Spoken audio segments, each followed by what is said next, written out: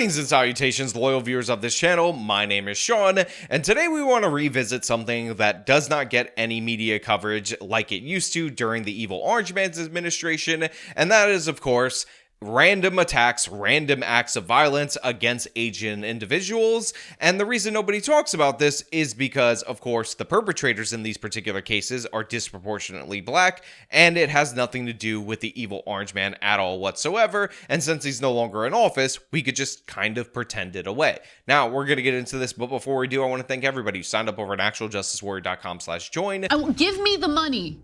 Give me the money.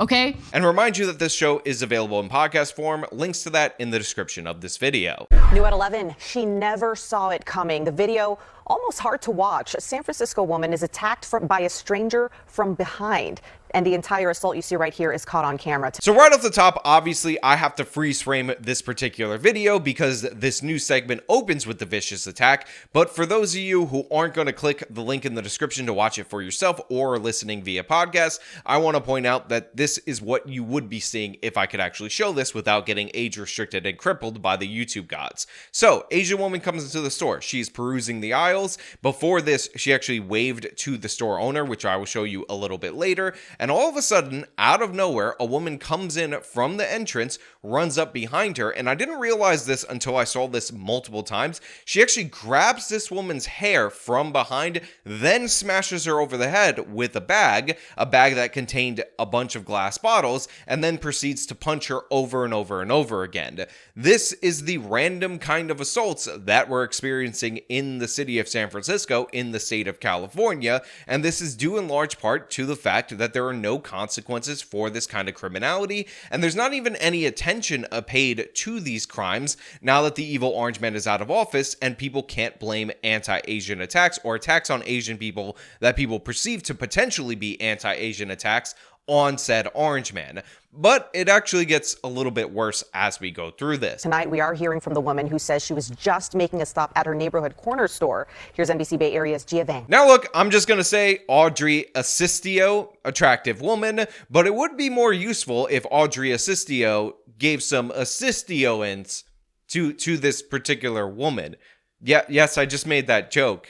And you know what? I'm going to leave it in the video. You guys make fun of my comedy in the comments of this. But let's get back to this. That's Kate Reichen walking into her Potrero Hill neighborhood corner store Tuesday afternoon. She waves hi to the store owner, and then a woman in a pink sweatshirt comes in and out of nowhere grabs Kate's hair from behind while slamming a bag with a bottle of Jack Daniels onto her head and begins her assault. And I was hit over the head with a plastic bag that had glass bottles in it. So again, they show the video, so I have to freeze frame it. And like I said in the open, she comes in, she waves to the store owner. Again, polite, wholesome person, Kate Reichen. And all of a sudden, this woman blitzes in here and just decides that she's going to go for Kate Reichen. And then she just immediately started punching me in the head.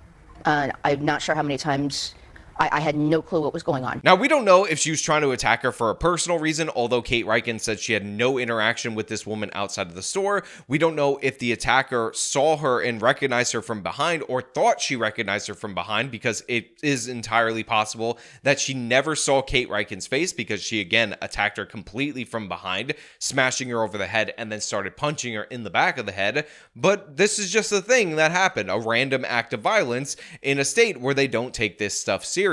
And by the way, there's something that really bothered me about this, although I will point out that she did ultimately end up getting arrested for this, which also led to something that bothered me, and that is the store owner intervenes, which is absolutely great, heroic even, but he kind of gently shoves the attacker to the side. And I understand that Kate Reichen is more important in this situation, the victim, but she could have easily took off and ran away if she wasn't a potentially crazy person, because the police eventually showed up and that woman was still on the scene and ultimately ended up getting arrested for her actions, but only because she was still on the scene. The whole thing she never saw coming lasted fewer than 10 seconds, ending when the store owner of Kansas Food Market stepped in, tossing the woman out. Video shows a shocked and hurt Kate laying on the ground wondering who and why, when she says she had no interaction with anyone outside. Now, a lot of us look at this woman, maybe in her 30s, maybe in her 40s, maybe even her 50s. Honestly, I'm not great at aging people, and think to ourselves, you know what? That's absolutely horrible what happened to this woman. I hope that criminal gets held accountable. But a lot of people on the left wing, and unfortunately, unfortunately,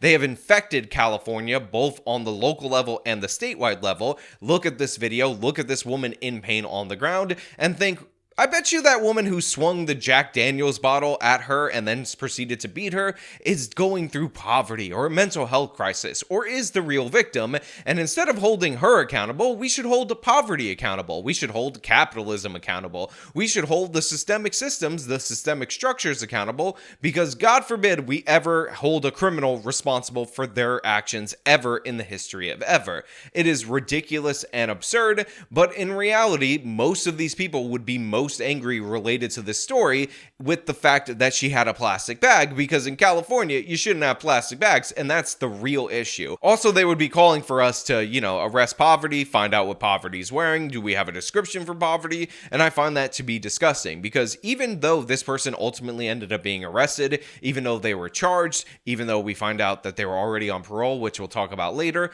in reality, in the state of California, due to a law that they passed, this person would not be eligible for prison. So they would be referred to the county jail, and since the county jail is full, they would be dumped back onto the streets, even if arrest, which happened, prosecution, which is happening, and conviction, which we can be hopeful for, ends up going through. This woman will still be out there to do this again, and people will act surprised when she does this again, just like they acted surprised when her, with a repeat criminal history, committed this attack. When it happened on Tuesday afternoon, afterwards I was just in complete and total shock. Yesterday I was crazy angry, and today I'm just completely overwhelmed. So we'll see what tomorrow brings. Yeah, I feel absolutely terrible for this lady. She's going through a cycle of different emotions based on the fact that this was a traumatic experience. And I just want to point out that the people who pay the consequences for these bad left-wing policies are people like her, average, everyday people that want to go to their regular stores, want to live in their regular community, that wave hello to the store owners, that end up being victimized by these random attacks, end up having to wonder if this is going to happen again. And this particular attack with this particular randomness ends up really negatively impacting somebody. You're always going to be paranoid. You're always going to be on edge. You're always going to be wondering, because if it is in fact true that there was no actual cause of this, there was no motivating factor, this was just a woman losing her mind, going crazy, or even targeting somebody else that she mistook her for, that is not comforting for the victim right here. And again, we should have a criminal justice policy that focuses on justice first and foremost, then the victims, and of course, holding the criminals accountable instead of coddling them and catering to them. Today, Jessica Blasey pleaded not guilty at an arraignment after the district attorney's office charged the 26-year-old with 2 counts of assault. She was arrested while SFPD was on scene investigating. We're learning Blasey's also being held on a parole violation.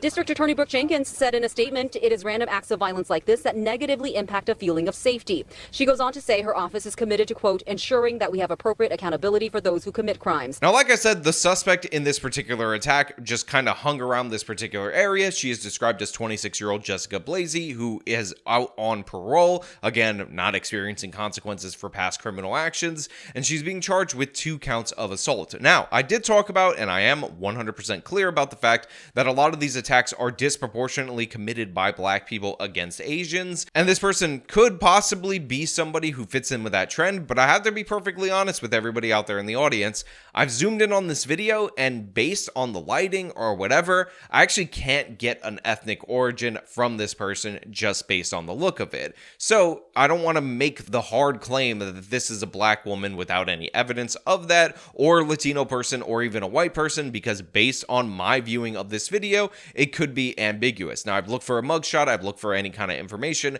I haven't been able to find that. If somebody has it, please link it. I don't want to be one of those people that just implies something or infers it. I want to give you my thought process as it's going on in real time, but that's not the reason why I'm covering this particular story. Here we have another incident of an Asian person being attacked, randomly assaulted, and not a whisper of a potential hate crime, not a whisper of this potentially being a broader trend or anything like that. We just have, oh, well, she kind of did the attack, and, she hasn't been held accountable by the criminal justice system before, and it's vicious and horrible, but, one-off issue, never national news, never anything to worry about, and we'll all just pretend that we don't know anything about what's going on in this situation, or that crime hasn't gotten a little bit out of control in San Francisco, or that not prosecuting anyone for anything doesn't have consequences. So in reality, regardless regardless of this person's ethnic origin or race or anything like that. The fact of the matter is, policy has led people like this to be given chance after chance after chance, and innocent people suffer.